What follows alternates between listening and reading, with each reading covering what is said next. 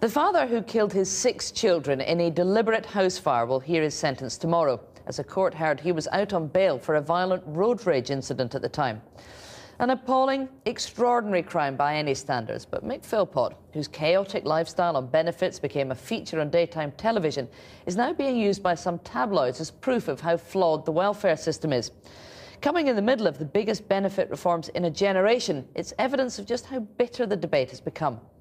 Here's our social affairs editor, Jackie Long.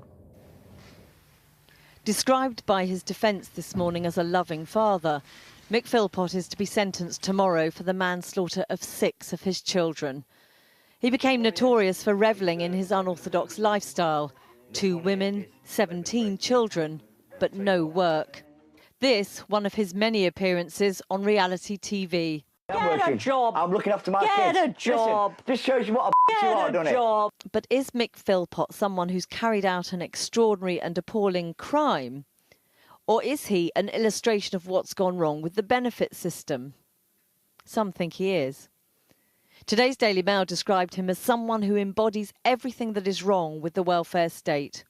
Well, what he embodied was laziness, the fact that the state let him get away with it, the fact that he could use his children as meal tickets, but the actual wickedness of setting fire to a house in order to frame somebody else and then killing 6 children in the process, that is not the benefit system.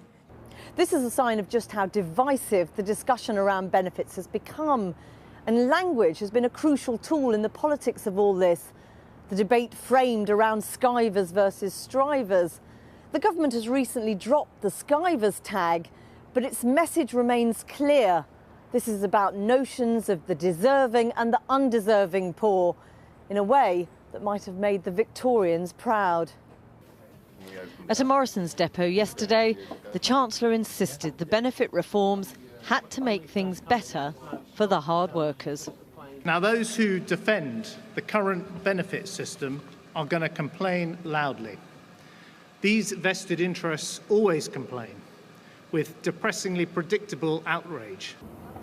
On the streets of South London, it strikes a chord, but sometimes depends on what your follow-up question is.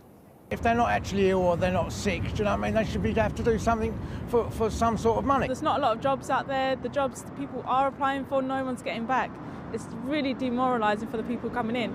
But I've also seen my fair share of lazy people who just don't want to work. And George Osborne is quite clear that the benefit system ought to work in fairness to those people who get up in the morning and go out to work. Yeah, of course it should do, yeah.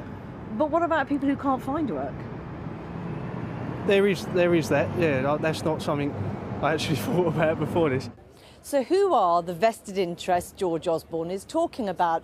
Well, a Treasury source described them as the critics, commentators and pressure groups who aren't in receipt of benefits themselves, but fill up endless column inches in the newspapers with their knee-jerk reactions to any talk of change.